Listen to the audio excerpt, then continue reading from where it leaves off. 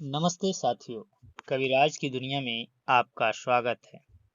आज के इस वीडियो में हम उस कहानी के बारे में बात करेंगे जिसके बारे में कहा जाता है इस कहानी से नई कहानी की शुरुआत होती है। जी हाँ साथियों, मैं निर्मल वर्मा द्वारा रचित परिंदे कहानी की बात कर रहा हूँ। इसका प्रकाशन 1960 ईस्वी में होता है। यह परिंदे कहानी संग्रह में संकलित है। यह हंस और एक दुनिया समानांतर में भी प्रकाशित हो चुकी है। कहानी बहुत ही रुचिकर है। पात्रों की अगर हम बात करें तो miss Latika, major Girish Negi, mister Hubert, doctor Mukherjee, miss Wood, father Elmond, Karimuddin, Julie और अन्य पात्र की अगर हम बात करें तो सुधा और हेमंती हैं।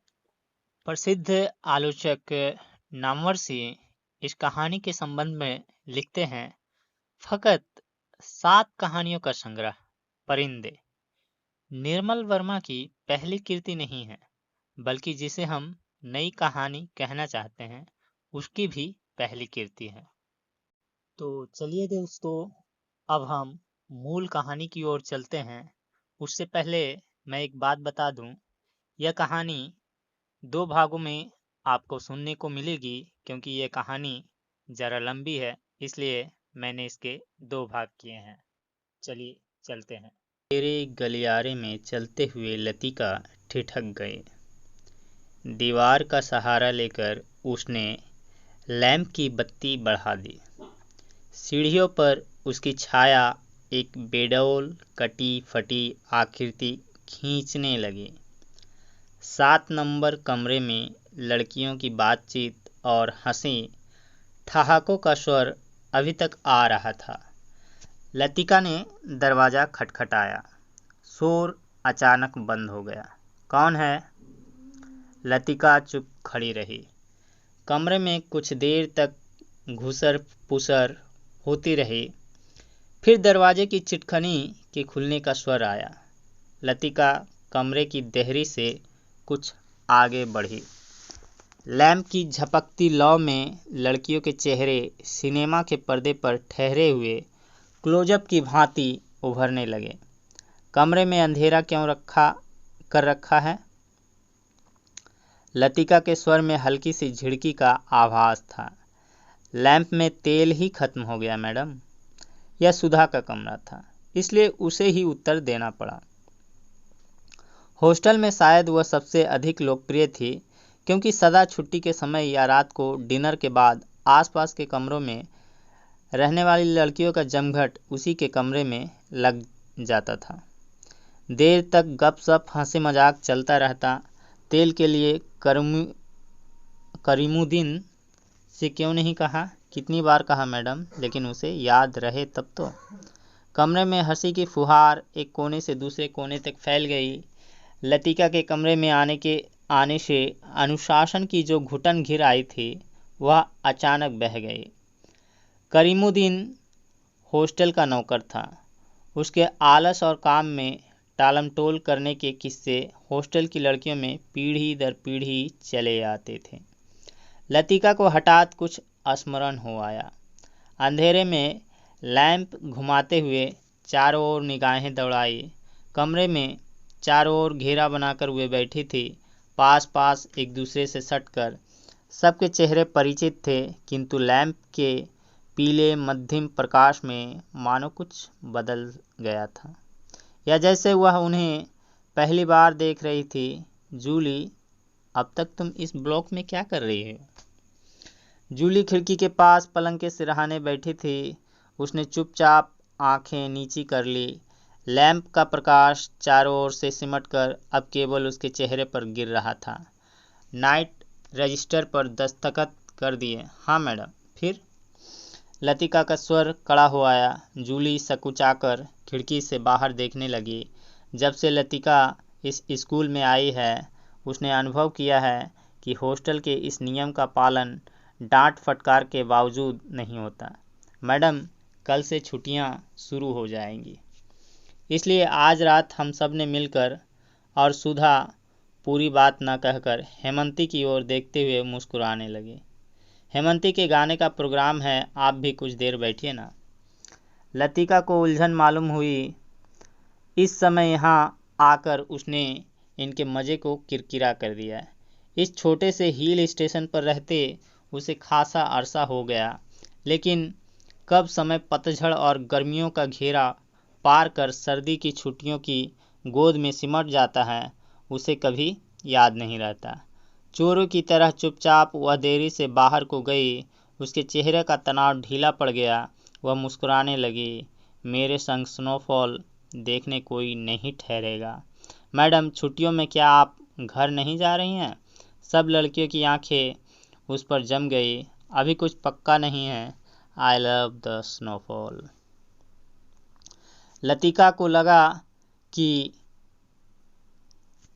यही बात उसने पिछले साल भी कही थी और शायद पिछले से पिछले साल भी। उसे लगा मानो लड़कियां उसे संदेह की दृष्टि से देख रही है, मानो उन्होंने उसकी बात पर विश्वास नहीं किया। उसका सिर चकराने लगा, मानो बादलों का स्याह झुरमुट किसी अनजाने कोने से उठकर उसे अपने में डुबा लेगा। वह थोड़ा सा हंसी, फिर धीरे से उसने सर को झटक दिया। जूली, तुमसे कुछ काम है। अपने ब्लॉक में जाने से पहले मुझे मिल लेना। Well, good night. लतिका ने अपने पीछे दरवाज़ा बंद कर दिया। Good night madam, good night, good night. गलियारे की सीढ़ियां न उतरकर लतिका रेलिंग के सहारे खड़ी हो गई। लैंप की बत्ती को नीचे घुमाकर कोने में रख दिया। बाहर धुंध की नीली तहें बहुत घनी हो चली थी। लॉन पर लगे हुए चीड़ के पत्तों की सरसराहट हवा के झोंकों के संग कभी तेज कभी धीमी होकर भीतर बह आती थी। हवा में सर्दी का हल्का सा आभास पाकर लतिका के दिमाग में कल से शुरू होने वाली छुट्टियों का ध्यान भटक आया। उसने आंखें मूंद ली। उसे लगा कि जैसे उसकी टांगें बांस की लकड़ियों की तरह उसके शरीर से बंधी है, जिसकी गांठें धीरे धीरे खुलती जा रही है। सिर की चकराहट अभी मिटी नहीं थी, मगर अब जैसे वह भीतर ना होकर बाहर फैली हुई धुंध का हिस्सा बन गई थी। सीढ़ियों पर बातचीत का स्वर सुनकर लतिका जैसे सोते से जगी। शॉल को कंधों पर समेटा और लैंप उठा लिया। डॉक्टर मुखर्जी मिस्टर ह्यूबर्ट के संग एक अंग्रेजी धुन गुनगुनाते हुए ऊपर आ रहे थे। सीढ़ियों पर अंधेरा था और ह्यूबर्ट को बार बार अपनी छड़ी से रास्ता टटोलना पड़ता था। लतिका ने 2-4 सीढ़ियां उतरकर लैंप को नीचे झुका दिया। Good evening doctor. Good evening mister Hubert. Thank you miss Latika. Hubert के स्वर में कृतज्ञता का भाव था। सीढ़ियां चढ़ने से उनकी सांस तेज हो रही थी और वह दीवार से लगे हुए हाँफ रहे थे। लैंप की रोशनी में उनके चेहरे का पीलापन कुछ तांबे के रंग जैसा हो गया था। यहाँ अकेली क्या कर रही हो मिस लतिका? डॉक्टर ने होठों के भीतर से सीटी बजाई। चेकिंग करके लौट रही थी। आज इस वक्त ऊपर कैसे आना हुआ मिस्टर ह्यूबर्ट? ह्यूबर्ट ने मुस्कुराकर अपनी छड़ी डॉक्टर के कंधों से झुला दी। इनसे पूछो, यही मुझे ज़बरदस्ती घसीट लाए हैं।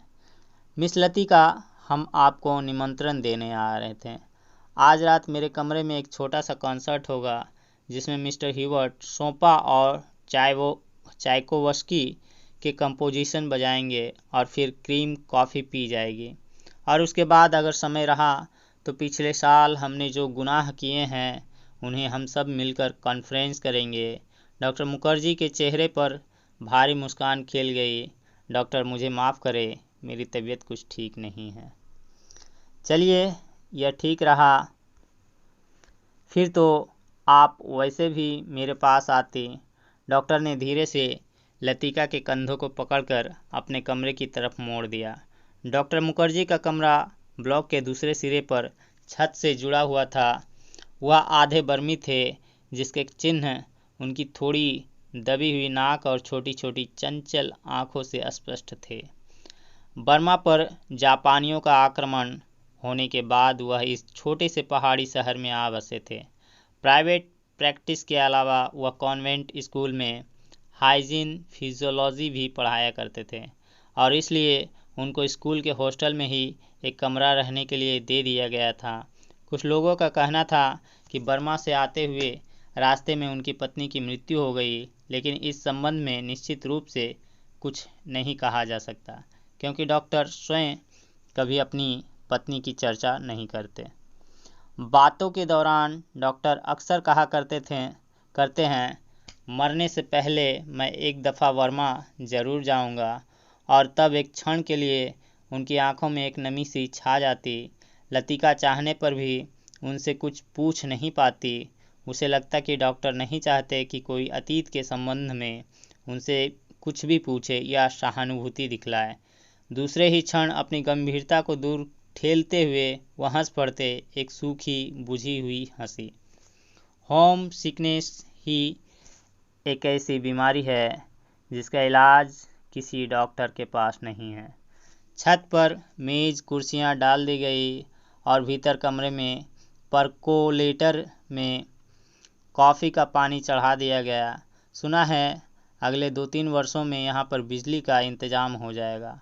डॉक्टर ने स्प्रिट लैंप जलाते हुए कहा, यह बात तो पिछले 10 सालों से सुनने में आ रही है। अंग्रेज़ों ने भी कोई लंबी चौड़ी स्कीम बनाई थी, पता नहीं उसका क्या हुआ, ह्यूबर्ट ने कहा। वह आराम कुर्सी पर लेटा हुआ बाहर लॉन की ओर देख रहा था। लतिका कमरे से 2 मोमबत्तियां ले आई। मेज के दोनों सिरों पर टिकाकर उन्हें जला दिया गया। छत का अंधेरा मोमबत्ती की फीकी रोशनी के इर्द गिर्द सिमटने लगा। एक घनी नीरवता चारों ओर घिरने लगी। हवा में चीड़ के वृक्षों की शाएं शाएं दूर दूर तक फैली, पहाड़ियों और घाटियों में सीटियों की गूंज सी छोड़ती जा रही थी। इस बार शायद बर्फ जल्दी गिरेगी। अभी से हवा में एक सर्द खुश्की सी महसूस होने लगी है। डॉक्टर का सिगार अंधेरे में लाल बिंदी सा चमक रहा था। पता नहीं मिस वुड को स्पेशल सर्विस का गोरख धंधा क्यों पसंद आता है। छुट्टियों में घर जाने से पहले क्या यह जरूरी है कि लड़कियां फादर एलमंड का सरमन सुने, ह्यूबर्ट ने कहा। डॉक्टर को फादर एलमंड एक आंख नहीं सुहाते थे। लतिका कुर्सी पर आगे झुककर प्यालों में कॉफ़ी उड़ेलने लगी। हर साल स्कूल बंद होने के दिन यही 2 प्रोग्राम होते हैं, चैपल में स्पेशल सर्विस और उसके बाद दिन में पिकनिक। लतिका को पहला साल याद आया जब डॉक्टर के संग पिकनिक के बाद वह क्लब गई थी। डॉक्टर बार में बैठे थे। बार रूम कुमाऊं रेजिमेंट के अफसरों से भरा हुआ था। कुछ देर तक बिलियर्ड का खेल देखने के बाद जब वह वापस बार की ओर आ रहे थे तब उसने दाईं ओर क्लब की लाइब्रेरी में देखा, मगर उसी समय डॉक्टर मुखर्जी पीछे से आ गए थे। मिस लतिका, यह मेजर ग्रीस नेगी है। बिलियर्ड रूम से आते हुए हंसी ठहाकों के बीच वह नाम दब सा गया था। वह किसी किताब के बीच में उंगली रखकर लाइब्रेरी की खिड़की से बाहर देख रहा था। Hello doctor. वह पीछे मुड़ा तब उस क्षण न जाने क्यों लतिका का हाथ कांप गया और कॉफ़ी की कुछ गर्म बूंदें उसकी साड़ी पर छलक आई। अंधेरे में किसी ने नहीं देखा कि लतिका के चेहरे पर एक उनींदा रीतापन घिर आया है। हवा के झोंकों से मोमबत्तियों की लौ फड़कने लगी। छत से भी ऊंची काठ गोदाम जाने वाली सड़क पर यूपी रोडवेज की आखिरी बस डाक लेकर जा रही थी। बस की हेडलाइट्स में आसपास फैली हुई झाड़ियों की छायाएं घर की दीवार पर सरकती हुई गायब होने लगी। मिस लतिका, आप इस साल भी छुट्टियों में यहीं रहेंगी? डॉक्टर ने पूछा। डॉक्टर का सवाल हवा में टंगा रहा। उसी क्षण पियानो पर सोपा का नॉकटर्न ह्यूबर्ट की उंगलियों के नीचे से फिसलता हुआ धीरे धीरे छत के अंधेरे में घुलने लगा, मानो जल पर कोमल स्वप्निल उर्मियाँ भंवरों का झिलमिलाता जाल बुनती हुई दूर दूर किनारों तक फैलती जा रही हो।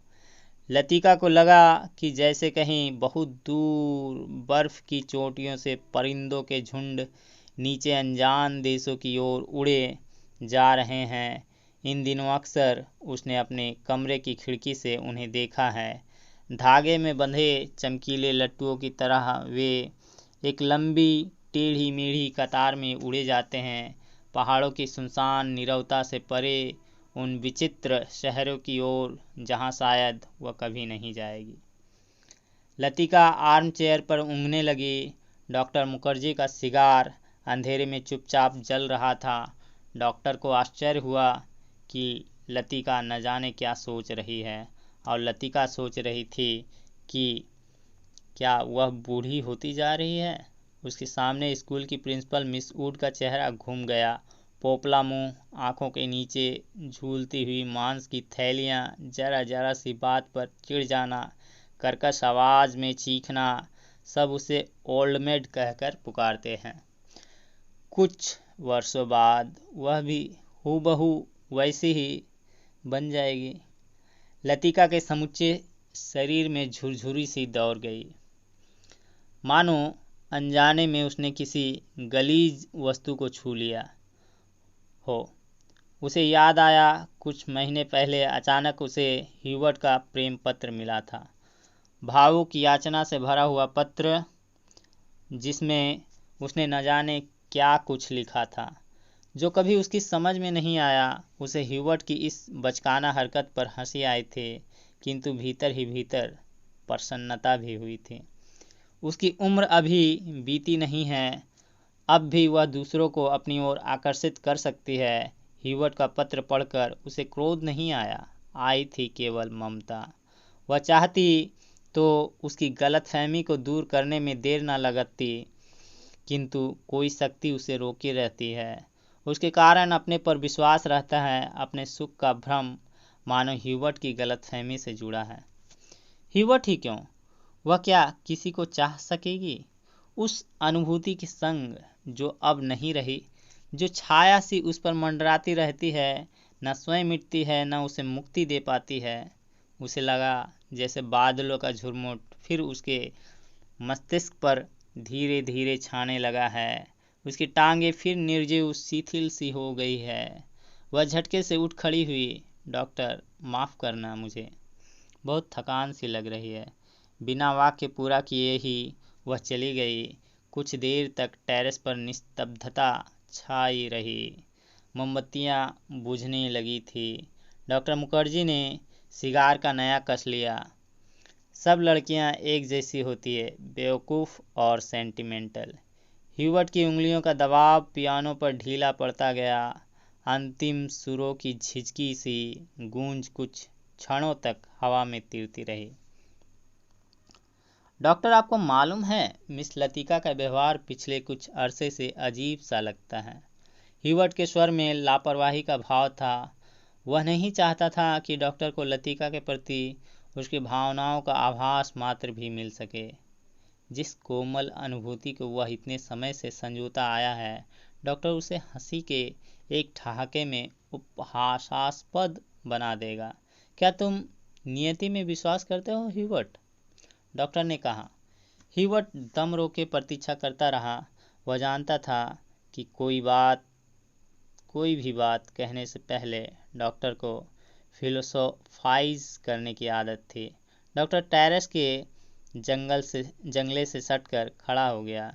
फीकी सी चांदनी में चीड़ के पेड़ों की छायाएं लॉन पर गिर रही थी। कभी कभी कोई जुगनू अंधेरे में हरा प्रकाश छिड़कता हवा में गायब हो जाता था। मैं कभी कभी सोचता हूँ, इंसान जिंदा किस लिए रहता है? क्या उसे कोई और बेहतर काम करने को नहीं मिला? हजारों मील अपने मुल्क से दूर मैं यहाँ पड़ा हूँ। यहाँ कौन मुझे जानता है? यहीं शायद मर भी जाऊँगा। ह्यूबर्ट, क्या तुमने कभी महसूस किया है कि एक अजनबी की हैसियत से पराई ज़मीन पर मर जाना काफ़ी खौफनाक बात है? ह्यूबर्ट बिस्मुथ सा डॉक्टर को देखने लगा। उसने पहली बार डॉक्टर मुखर्जी के इस पहलू को देखा था। अपने संबंध में वह अक्सर चुप रहते थे। कोई पीछे नहीं है। यह बात मुझ में एक अजीब किस्म की बेफिक्री पैदा कर देती है, लेकिन कुछ लोगों की मौत अंत तक पहेली बनी रहती है। शायद वे जिंदगी से बहुत उम्मीद लगाते थे। उसे ट्रैजिक भी नहीं कहा जा सकता, क्योंकि आखिरी दम तक उन्हें मरने का एहसास नहीं होता। डॉक्टर, आप किसका जिक्र कर रहे हैं? ह्यूबर्ट ने परेशान होकर पूछा। डॉक्टर कुछ देर चुपचाप सिगार पीता रहा, फिर मुड़कर वह मोमबत्तियों की बुझती हुई लौ को देखने लगा। तुम्हें मालूम है, किसी समय लतिका बिला नागा क्लब जाया करती थी। गिरिश से उसका परिचय वहीं हुआ था। कश्मीर जाने से एक रात पहले उसने मुझे सब कुछ बता दिया था। मैं अब तक लतिका से उस मुलाकात के बारे में कुछ नहीं कह सका हूँ, किंतु उस रात कौन जानता था कि वह वापस नहीं लौटेगा। और अब क्या फर्क पड़ता है? Let the dead die. Doctor की सूखी सर्द हंसी में खोखली सी शून्यता भरी थी। कौन? गिरीश नेगी? कुमाऊं रेजिमेंट में कैप्टन था। डॉक्टर, क्या लतिका? ह्यूबर्ट से आगे कुछ नहीं कहा गया। उसे याद आया वह पत्र जो उसने लतिका को भेजा था। कितना अर्थहीन और उपहासास्पद, जैसे उसका एक एक शब्द उसके दिल को कचोट रहा हो। उसने धीरे से पियानो पर सिर टिका लिया। लतिका ने उसे क्यों नहीं बताया? क्या वह इसके योग्य भी नहीं था? लतिका, वह तो बच्ची है, पागल। मरने वाले के संग खुद थोड़े ही मारा जाता है। कुछ देर चुप रहकर डॉक्टर ने अपने प्रश्न को फिर दोहराया। लेकिन ह्यूबर्ट, क्या तुम नियति पर विश्वास करते हो? हवा के हल्के झोंके से मोमबत्तियां एक बार प्रज्वलित होकर बुझ गई। टेरेस पर ह्यूबर्ट और डॉक्टर अंधेरे में एक दूसरे का चेहरा नहीं देख पा रहे थे, फिर भी वे एक दूसरे की ओर देख रहे थे। कॉन्वेंट स्कूल से कुछ दूर मैदानों में बहते पहाड़ी नाले का स्वर आ रहा था। अब बहुत देर बाद कुमाऊं रेजिमेंट सेंटर का बिगुल सुनाई दिया तो ह्यूबर्ट हड़बड़ा कर खड़ा हो गया। अच्छा, चलता हूँ doctor, good night. Good night Hubert, मुझे माफ़ करना, मैं सिगार खत्म करके उठूँगा। सुबह बदली छाई थी। लतिका के खिड़की खोलते ही धुंध का गुब्बारा सा भीतर घुस आया, जैसे रात भर दीवार के सहारे सर्दी में ठिठुरता हुआ वह भीतर आने की प्रतीक्षा कर रहा हो। स्कूल से ऊपर चैपल जाने वाली सड़क बादलों में छिप गई थी। केवल चैपल का क्रॉस धुंध के पर्दे पर एक दूसरे को काटती हुई पेंसिल की रेखाओं सा दिखाई दे जाता था। लतिका ने खिड़की से आंखें हटाई तो देखा कि करीमुद्दीन चाय की ट्रे लिए खड़ा है। करीमुद्दीन मिलिट्री में अर्दली रह चुका था, इसलिए ट्रे मेज पर रखकर अटेंशन की मुद्रा में खड़ा हो गया। लतिका झटके से उठ बैठी। सुबह से आलस करके कितनी बार जागकर वह सो चुकी है। अपनी खिसियाहट मिटाने के लिए लतिका ने कहा, बड़ी सर्दी है आज, बिस्तर छोड़ने को जी नहीं चाहता। अजी मेम साहब, अभी क्या सर्दी आई है? बड़े दिनों में देखना कैसे दांत कटकटाते हैं। और करीमुद्दीन अपने हाथों को बगलों में डाले हुए इस तरह सिकुड़ गया जैसे उन दिनों की कल्पना मात्र से उसे जाड़ा लगना शुरू हो गया हो। गंजे सिर पर दोनों तरफ से उसके बाल खिजाब लगाने से कत्थई रंग के भूरे हो गए थे। बात चाहे किसी विषय पर हो रही हो, वह हमेशा खींच तान कर उसे ऐसे क्षेत्र में घसीट लाता था जहां वह बेझिझक अपने विचारों को प्रकट कर सके। एक दफ़ा तो यहाँ लगातार इतनी बर्फ गिरी थी कि भुआली से लेकर डाक बंगले तक सारी सड़कें जाम हो गई। इतनी बर्फ थी मेम साहब कि पेड़ों की टहनियाँ तक सिकुड़कर तनों से लिपट गई थी, बिल्कुल ऐसे। और करीमुद्दीन नीचे झुककर मुर्गा सा बन गया। कब की बात है? लतिका ने पूछा। अब यह तो जोड़ हिसाब करके ही पता चलेगा मेम साहब, लेकिन इतना याद है कि उस वक्त अंग्रेज बहादुर यहीं थे। कैंटोनमेंट की इमारत पर कौमी झंडा नहीं लगा था। बड़े जबर थे ये अंग्रेज। 2 घंटों में ही सारी सड़कें साफ करवा दी। उन दिनों एक सीटी बजाते ही 50 घोड़े वाले जमा हो जाते थे। अब तो सारे शेड खाली पड़े हैं। वे लोग अपनी खिदमत भी करवाना जानते थे। अब तो सब उजाड़ हो गया है। करीमुद्दीन उदास भाव से बाहर देखने लगा। आज यह पहली बार नहीं है जब लतिका करीमुद्दीन से उन दिनों की बातें सुन रही है और जब अंग्रेज बहादुर ने इस स्थान को स्वर्ग बना रखा था। आप छुट्टियों में इस साल भी यहीं रहेंगे मेम साहब? दिखता तो कुछ ऐसा ही है करीमुद्दीन। तुम्हें फिर तंग होना पड़ेगा। क्या कहती है मेम साहब? आपके रहने से हमारा भी मन लग जाता है, वरना छुट्टियों में तो यहाँ कुत्ते लौटते हैं। तुम जरा मिस्त्री से कह देना कि इस कमरे की छत की मरम्मत कर जाए। पिछले साल बर्फ का पानी दरारों से टपकता रहता था। लतिका को याद आया कि पिछली सर्दियों में जब कभी बर्फ गिरती थी तो उसे पानी से बचने के लिए रात भर कमरे के कोने में सिमट कर सोना पड़ता था। करीमुद्दीन चाय की ट्रे उठाता हुआ बोला, हिवर्ट साहब तो शायद कल ही चले जाएं। कल रात उनकी तबीयत फिर खराब हो गई। आधी रात के वक्त मुझे जगाने आए थे। कहते थे छाती में तकलीफ है। उन्हें यह मौसम रास नहीं आता। कह रहे थे लड़कियों की बस में वह भी कल ही चले जाएंगे। करीमुद्दीन दरवाज़ा बंद करके चला गया। लतिका की इच्छा हुई कि वह हिवर्ट के कमरे में जाकर उनकी तबीयत की पूछताछ कराए, किंतु फिर न जाने क्यों स्लीपर पैरों में टंगे रहे और वह खिड़की के बाहर बादलों को उड़ता हुआ देखती रही। हिवर्ट का चेहरा जब उसे देखकर सहम-सा दयनीय हो जाता है, तब लगता है कि वह अपनी मुख निरीह याचना में उसे कोस रहा है। न वह उसकी गलतफहमी को दूर करने का प्रयत्न कर पाती है, न उसे अपनी व्यवस्था की सफाई देने का साहस होता है। उसे लगता है कि इस जाले से बाहर निकलने के लिए वह धागे के जिस सिरे को पकड़ती है वह खुद एक गांठ बनकर रह जाता है। बाहर बूंदाबांदी होने लगी थी। कमरे की टीन की छत खट खट बोलने लगी। लतिका पलंग से उठ खड़ी हुई, बिस्तर को तहाकर बिछाया, फिर पैरों में स्लीपरों को घसीटते हुए वह बड़े आईने तक आई और उसके सामने स्टूल पर बैठकर बालों को खोलने लगी। किंतु कुछ देर तक कंघी बालों में ही उलझी रही और वह गुमसुम हो शीशे में अपना चेहरा ताकती रही। करीमुद्दीन को यह कहना याद ही नहीं रहा कि धीरे धीरे आग जलाने की लकड़ियाँ जमा कर ले। इन दिनों सस्ते दामों पर सूखी लकड़ियाँ मिल जाती है। पिछले साल तो कमरा धुएं से भर जाता था, जिसके कारण कपकपाते जाड़े में भी उसे खिड़की खोलकर ही सोना पड़ता था। आईने में लतिका ने अपना चेहरा देखा। वह मुस्कुरा रही थी। पिछले साल अपने कमरे की सीलन और ठंड से बचने के लिए कभी कभी वह मिस वुड के खाली कमरे में चोरी चुपके सोने चली जाया करती थी। मिस वुड का कमरा बिना आग के भी गर्म रहता था। उनके गदीले जो सोफे पर लेटते ही आंख लग जाती थी। कमरा छुट्टियों में खाली पड़ा रहता था, किंतु मिस वुड से इतना नहीं होता कि 2 महीनों के लिए उसके हवाले कर जाए। हर साल कमरे में ताला ठोक जाती है। वह तो पिछले साल गुसलखाने में भीतर की सांकल देना भूल गई थी, जिसे लतिका चोर दरवाजे के रूप में इस्तेमाल करती रही थी। पहले साल अकेले में उसे बड़ा सा डर सा लगता था।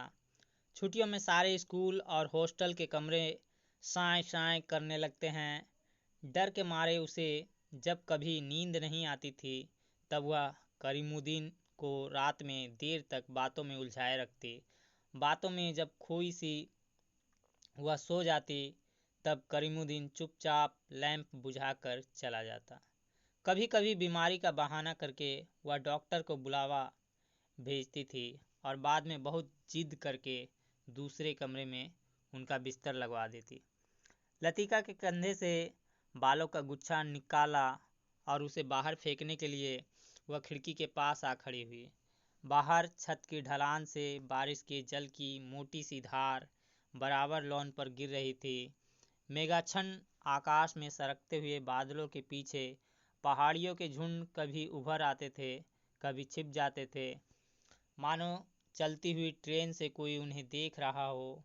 लतिका ने खिड़की से सिर बाहर निकाल लिया। हवा के झोंके से उसकी आंखें झिप गई। उसे जितने काम याद आते हैं उतना ही आलस घना होता जाता है।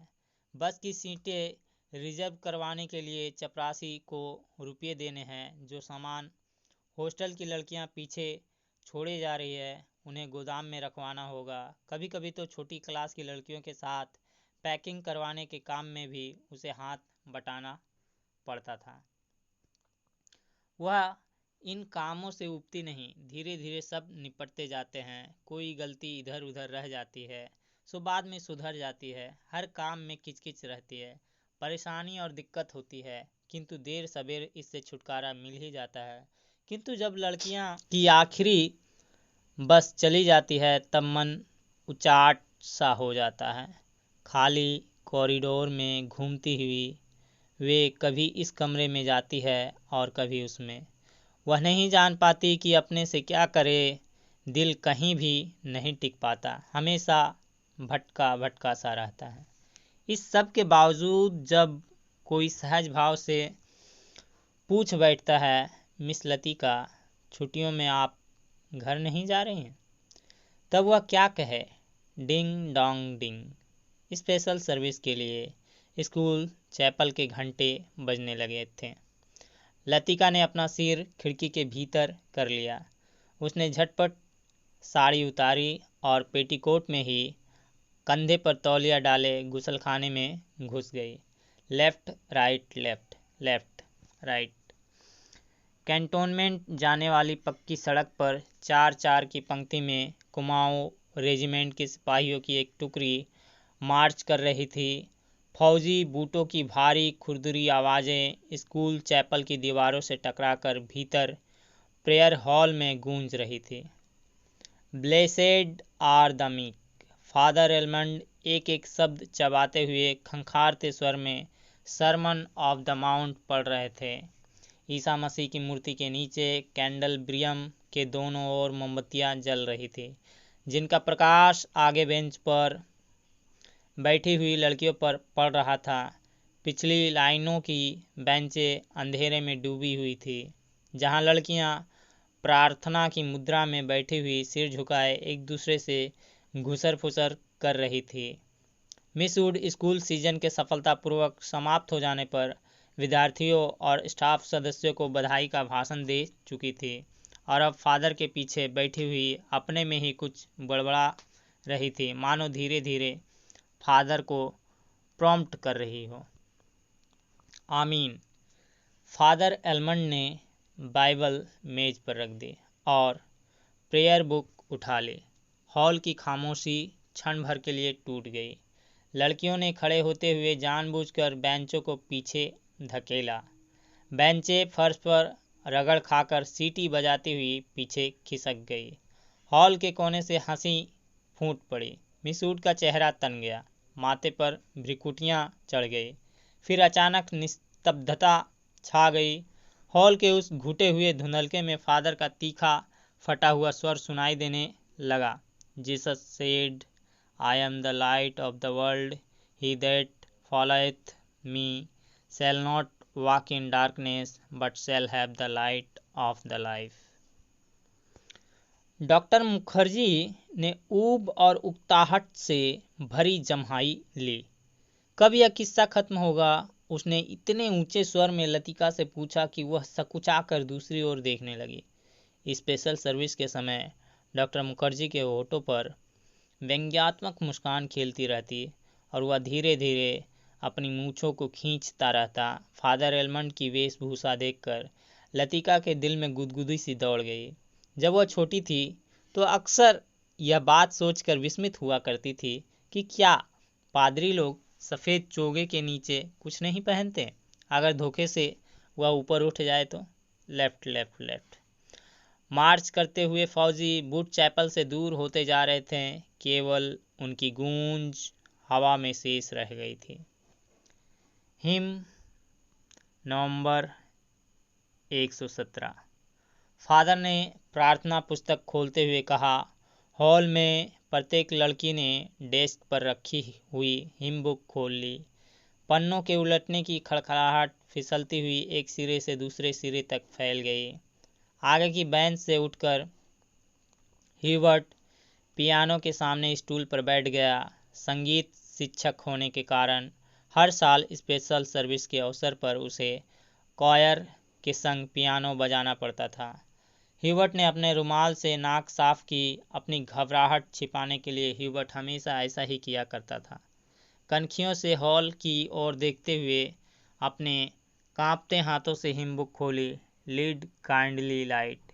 पियानो के सुर दबे झिझकते से मिलने लगे। घने बालों से ढकी ह्यूबर्ट की लंबी पीली उंगलियां खुलने सिमटने लगी। कॉयर में गाने वाली लड़कियों के स्वर एक दूसरे से गुथकर कोमल स्निग्ध लहरों में बिंद गए। लतिका को लगा उसका जूड़ा ढीला पड़ गया है, मानो गर्दन के नीचे झूल रहा है।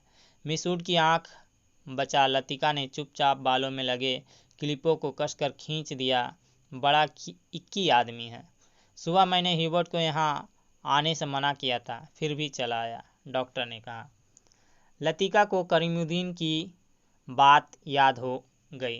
रात भर ह्यूबर्ट को खांसी का दौरा पड़ा था। कल जाने के लिए कह रहे थे।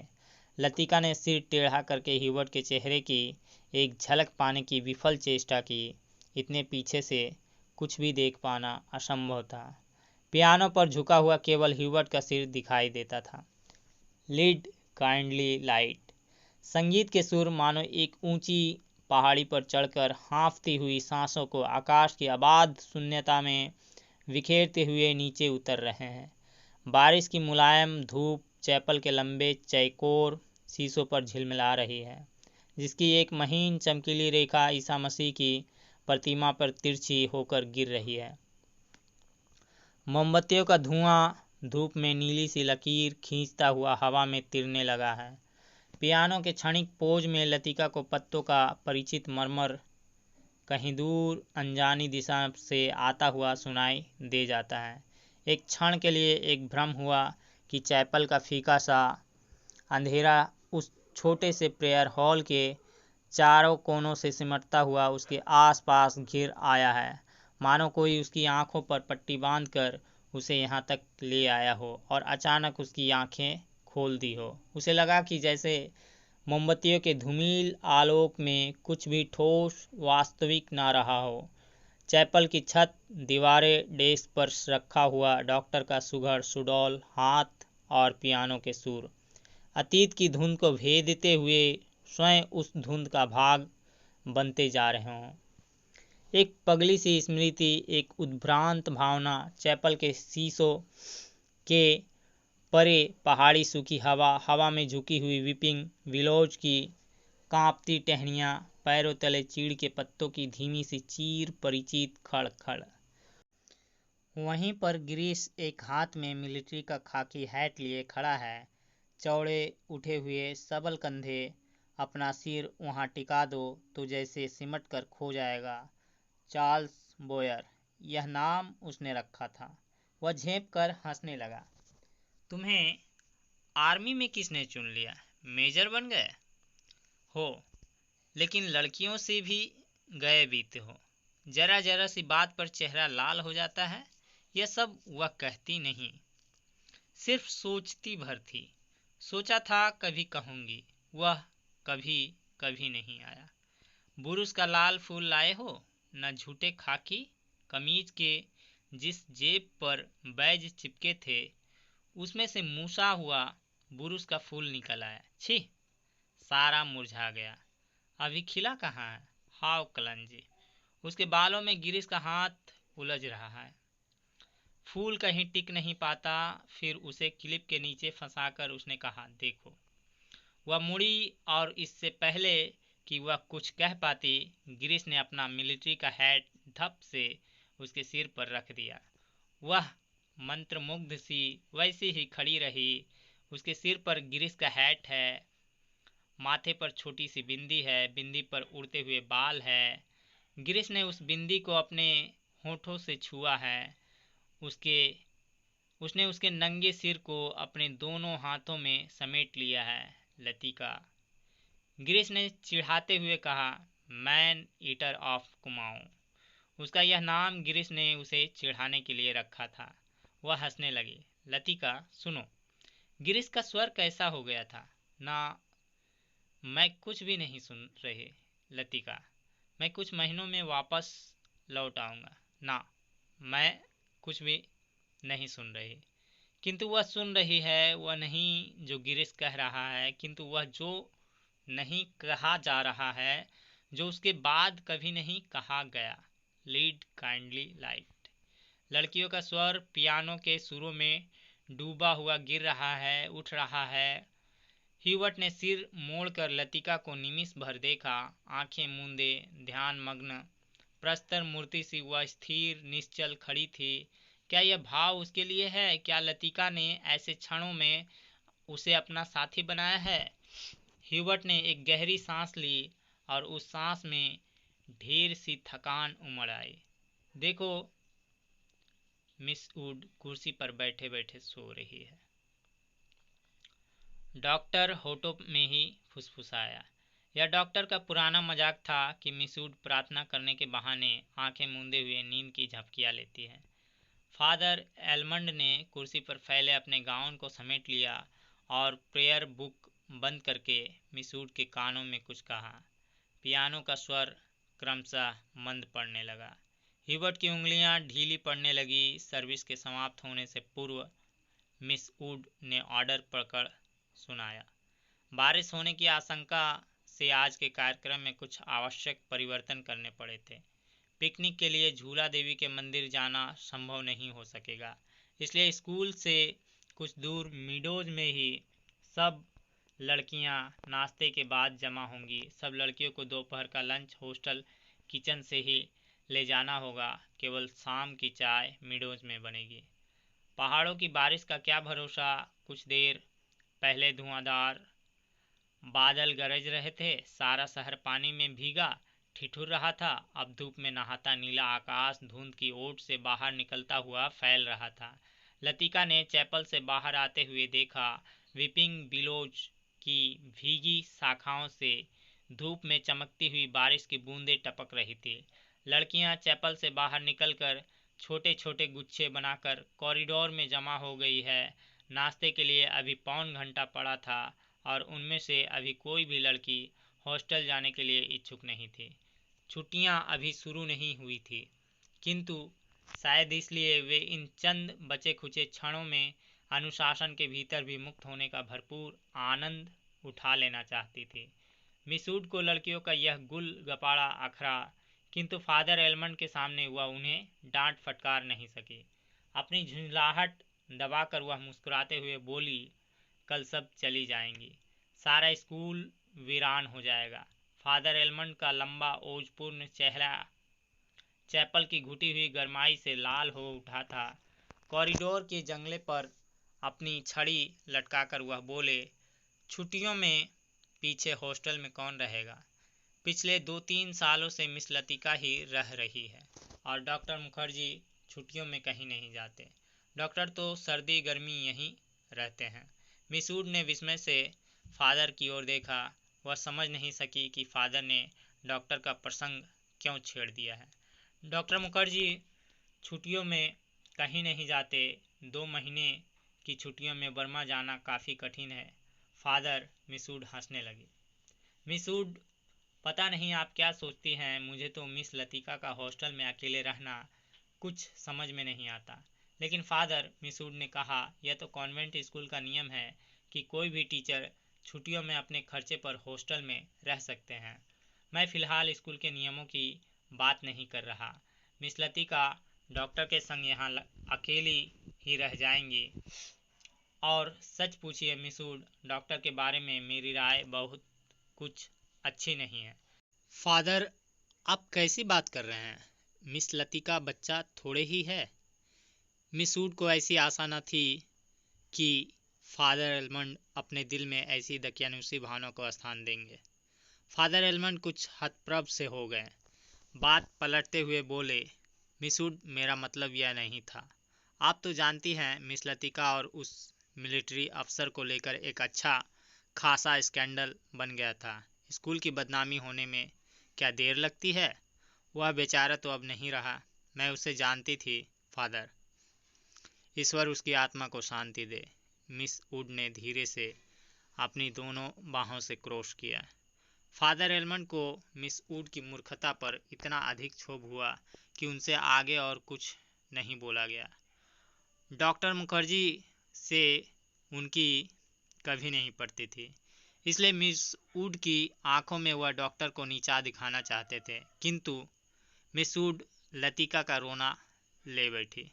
आगे बात बढ़ाना व्यर्थ था। उन्होंने छड़ी को जंगले से उठाया और ऊपर साफ खुले आकाश को देखते हुए बोले, प्रोग्राम आपने यूं ही बदला मिस वुड, अब क्या बारिश होगी?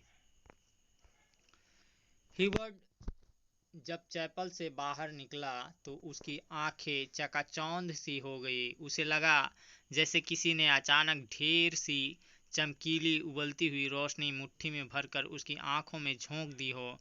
पियानो के संगीत के सुर रुई के छुई मुई रेशों की भांति अब तक उसके मस्तिष्क की थकी मांदी नसों पर फड़फड़ा रहे थे। वह काफी थक गया था। पियानो बजाने से उसके फेफड़ों पर हमेशा भारी दबाव पड़ता, दिल की धड़कन तेज हो जाती थी। उसे लगता था कि संगीत के एक नोट को दूसरे नोट में उतारने के प्रयत्न में वह एक अंधेरी खाई पार कर रहा है। आज चैपल में मैंने जो महसूस किया वह कितना रहस्यमय, कितना विचित्र था, हिवर्ट ने सोचा। मुझे लगा पियानो का हर नोट चिरंतन खामोशी की अंधेरी खोज से निकलकर बाहर फैली नीली धुंध को काटता तराशता हुआ एक भूला सा अर्थ खींच लाता है। गिरता हुआ हर पोज एक छोटी सी मौत है, मानो घने छायादार वृक्षों की कांपती छायाओं में कोई पगडंडी गुम हो गई हो। एक छोटी सी मौत जो आने वाले सुरों को अपनी बची खुची गूंजों की सांसें समर्पित कर जाती है, जो मर जाती है किंतु मिट नहीं पाती, मिटती नहीं इसलिए मरकर भी जीवित है, दूसरे सुरों में लय हो जाती है। डॉक्टर, क्या मृत्यु ऐसे ही आती है? अगर मैं डॉक्टर से पूछूं तो हंसकर टाल देगा। मुझे लगता है वह पिछले कुछ दिनों से कोई बात छिपा रहा है। उसकी हंसी में जो सहानुभूति का भाव होता है वह मुझे अच्छा नहीं लगता। आज उसने मुझे स्पेशल सर्विस में आने से रोका था। कारण पूछने पर वह चुप रहा था। कौन सी ऐसी बात है जिसे मुझसे कहने में डॉक्टर कतराता है? शायद मैं शक्की मिजाज होता जा रहा हूँ और बात कुछ भी नहीं है। हिवर्ट ने देखा लड़कियों की कतार स्कूल से हॉस्टल जाने वाली सड़क पर नीचे उतरती जा रही है। उजली धूप में उनके रंग बिरंगे रिबन, हल्की आसमानी रंग की फ्राकें और सफ़ेद पेटियां चमक रही हैं। सीनियर कैम्ब्रिज की कुछ लड़कियों ने चैपल की वाटिका के गुलाब के फूलों को तोड़कर अपने बालों में लगा लिया है। कैंटोनमेंट के 3-4 सिपाही लड़कियों को देखते हुए अश्लील मजाक करते हुए हंस रहे हैं और कभी कभी किसी लड़की की ओर जरा झुककर सीटी बजाने लगते हैं। Hello mister हिवर्ट। हिवर्ट ने चौंक कर पीछे देखा। लतिका एक मोटा सा रजिस्टर बगल में दबाए खड़ी थी। आप अभी यहीं हैं? हिवर्ट की दृष्टि लतिका पर टिकी रही। वह क्रीम रंग की पूरी बाहों की ऊनी जैकेट पहने हुई थी। कुमाऊनी लड़कियों की तरह लतिका का चेहरा गोल था। धूप की तपन से पका गेहुआ रंग कहीं कहीं हल्का सा गुलाबी हो आया था, मानो बहुत धोने पर भी गुलाल के कुछ धब्बे इधर उधर बिखरे रह गए हों। उन लड़कियों के नाम नोट करने थे जो कल जा रही है, सो पीछे रुकना पड़ा। आप भी तो कल जा रहे हैं मिस्टर हिवर्ट? अभी तक तो यही इरादा है, यहाँ रुककर भी क्या करूँगा। आप स्कूल की ओर जा रही हैं? चलिए। पक्की सड़क पर लड़कियों की भीड़ जमा थी, इसलिए वे दोनों पोलो ग्राउंड का चक्कर काटती हुई पगडंडियों से नीचे उतरने लगे। हवा तेज हो चली। चीड़ के पत्ते हर झोंके के संग टूट टूट कर पगडंडी पर ढेर लगाते जाते थे। हिवर्ट रास्ता बनाने के लिए अपनी छड़ी से उन्हें बुहार कर दोनों ओर बिखेर देता था।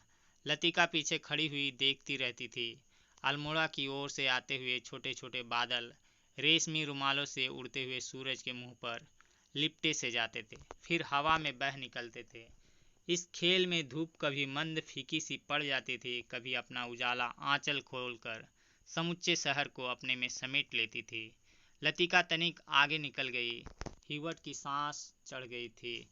वह धीरे धीरे हाँफता हुआ पीछे से आ रहा था। जब वे पोलो ग्राउंड के पवेलियन को छोड़कर सिमिट्री के दाईं ओर मुड़े तो लतिका ह्यूबर्ट की प्रतीक्षा करने के लिए खड़ी हो गई। उसे याद आया छुट्टियों के दिनों में जब कभी कमरे में अकेले बैठे बैठे उसका मन ऊब जाता था तो वह अक्सर टहलते हुए सिमिट्री तक चली जाती थी। उससे सटी पहाड़ी पर चढ़कर वह बर्फ में ढके देवदार वृक्षों को देखा करती थी, जिनकी झुकी हुई शाखों से रुई के गोलों सी बर्फ नीचे गिरा करती थी। नीचे बाजार जाने वाली सड़क पर बच्चे स्लेज पर फिसला करते थे। वह खड़ी खड़ी बर्फ में छिपी हुई उस सड़क का अनुमान लगाया करती थी जो फादर एलमंड के घर से गुजरती हुई मिलिट्री अस्पताल और डाकघर से होकर चर्च की सीढ़ियों तक जाकर गुम हो जाती थी। जो मनोरंजन एक दुर्गम पहेली को सुलझाने में होता है, वही लतिका को बर्फ में खोए रास्तों को खोज निकालने में होता था। आप बहुत तेज चलती हैं मिस लतिका। थकान से ह्यूबर्ट का चेहरा कुम्हला गया था, माथे पर पसीने के बूंदे छलक आई थी। कल रात आपकी तबीयत क्या कुछ खराब हो गई थी?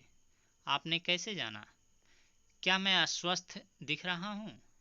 ह्यूबर्ट के स्वर में हल्की सी खींच का आभास था। सब लोग मेरी सेहत को लेकर क्यों बात शुरू करते हैं, उसने सोचा। नहीं, मुझे तो पता भी नहीं चलता। वह तो सुबह करीमुद्दीन ने बातों ही बातों में जिक्र छेड़ दिया था। लतिका कुछ अप्रतिभ सी हो आए। कोई खास बात नहीं, वही पुराना दर्द शुरू हो गया था, अब बिल्कुल ठीक है। अपने कथन की पुष्टि के लिए ह्यूबर्ट छाती सीधी करके तेज कदम बढ़ाने लगा। डॉक्टर मुखर्जी को दिखलाया था, वह सुबह आए थे। उनकी बात कुछ समझ में नहीं आती, हमेशा दो बातें एक दूसरे से उल्टी कहते हैं। कहते थे कि इस बार मुझे 6-7 महीनों की छुट्टी लेकर आराम करना चाहिए, लेकिन अगर मैं ठीक हूँ तो भला इसकी क्या ज़रूरत है। ह्यूबर्ट के स्वर में व्यथा की छाया लतिका से छिपी न रह सकी। बात को टालते हुए उसने कहा, आप तो नाहक चिंता करते हैं मिस्टर ह्यूबर्ट।